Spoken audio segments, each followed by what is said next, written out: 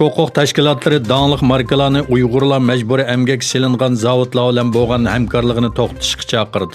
Muhofizat gazetining xabar qilishicha, Xalqaro qulluqqa qarshi turish tashkiloti, ishchilar huquqlari birlashmasi va Uyg'ur kishilik huquq qurilishi qatorliq 180 dan ortiq kishilik huquq tashkiloti Uyg'urlarning zavodlarda majburiy emgak silinishi haqida o'rtaq bayonot e'lon qildi. Bayonotda tashkilot Adidas, Moji, Calvin Klein qatorliq dаңlıq markalarni o'z ichiga olgan dunyoviy shirkatlarni Uyg'urlar majburiy emgak silingan zavodlarni ta'minlash zanjiridan chiqarib etishga chaqirdi. Bayonotda Sharq Turkistondagi majburiy emgak sistemasining 2-dunyo urushidan buyon bir etnik va diniy osonlik uchirgan eng chong kishilik huquq tajovuzchiligi ekanligi ta'kidlangan bo'lib, oldingi qatordagi kiyim-kechak va texnik shirkatlarining rayondagi kishilik huquq tajovuzchiligiga sherik bo'lganligi bildirilgan.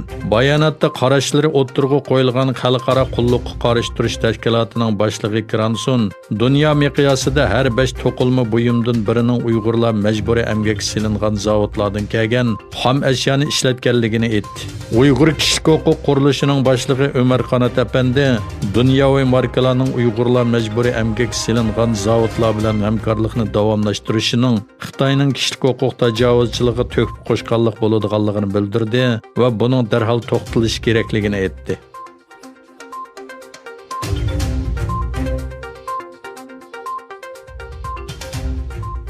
Xitoy taratqullarining 21-iyul xabar qilishicha, Xitoyning Qinxay o'lkasi Golmut shahridan Sharq Turkistonning Korli shahriga bo'lgan Golmut Korli temir yo'li liniyasi rasmiy tamomlangan. Xabar qilinishicha, 3 yilda bitgan 1200 kilometrlik temir yo'l liniyasi Golmut shahridan boshlanib, Oltin-Teg'i orqali Saydam o'ymonligidan o'tib Korli shahriga tutishidi ekan. Ko'zatchilar Xitoy hukumatining yaqinqi yillarda Xitoydan Sharq Turkistonga kelishni osonlashtirish va bir balvoq bir yo'l qurilishi uchun bir qator aerodrom va temir yo'llarni qurib chiqqanligini, amaliyotda bularning normal ehtiyojdan eshib ketganligini, bu liniyalarning yo'lovchi to'shishdan bekerak hukumat ilhomlantirgan Xitoy ko'chmanlarining Sharq Turkistonga kelishi uchun ishlatilganligini bildirdi.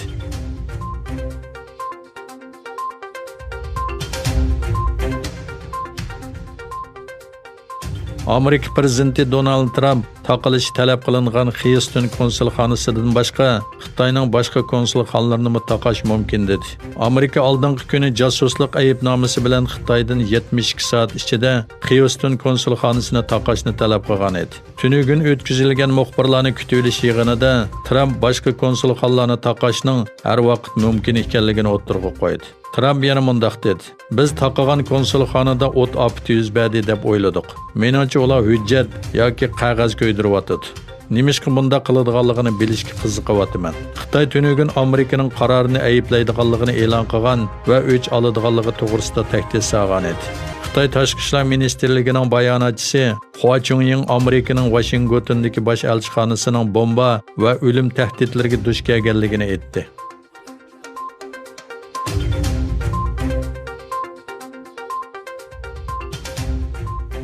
Amerika Tashqi ishlar ministri Mike Pompeo Kaliforniyadagi Richard Nixon prezident kutubxonasi va muzeyda qilgan so'zida Xitoy prezidenti Xi Jinpingni yemirilgan mustabid ideyasining mastonasi deb tasvirladi. Mike Pompeo mundaq dedi: Xitoy Kompartiyasi har qanday chet el dushmaniga qaraganda Xitoy xalqining samimiy ideyasidan bekerak qo'rqadi. Amerika Xitoy xalqi bilan hamkorlashishi va ularni kuchaytirishi kerak. Pompeo Xitoy masalasida Amerika bilan bir nuqtada turadigan davlatlar haqida biz dunyodagi erkin davlatlar bo'lish sifatimiz bilan cho'qim Xitoy Kommunist partiyasining harakat usuliga qarata texmo ijobiy va ulug'vor yo'llar tepishimiz kerak. Beijing hukumatining harakati xalqimiz va baxt saodatimizga tahdid solyapti dedi. Pompeo Xitoy bilan bo'lgan hamkorlikning boshqalarga o'xshamaydiganligini ta'kidlab mundaq dedi: "Eng yaxshi misol Huawei. Biz Huawei'ni bir telegraf shirkati deb qarashni to'xtatdik. Hozir biz uni davlat bexatarlik tahdidi deb qaraymiz va shuning asosan harakat qilamiz."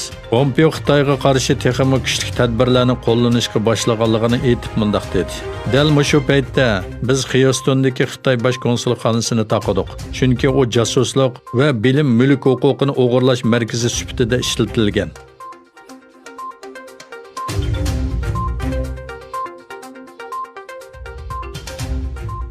Angliya Rossiyani Sunniy hamroh siniqida qurol aloyidligi bor jismni olam bo'shlig'iga avatdi deb aybladi va Rossiyani sinoqni darhol to'xtatishga chaqirdi.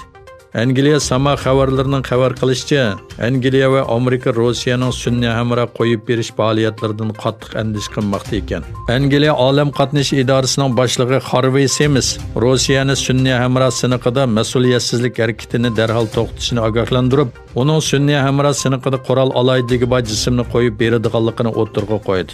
Semis bu xil harakatlarning bo'shliqning tinish ishlatilishiga ziyon yetkazadiganligini bayon qilib, Rossiyani Angliya va uning olam qatnash tadqiqotidagi sheriklari bilan ijobiy hamkorlik taklif qildi va qurol yaroq aloyidligiga ega Sunniy hamroh tadqiqotining olam sistemasiga tahdid elib keladiganligini ko'rsatdi.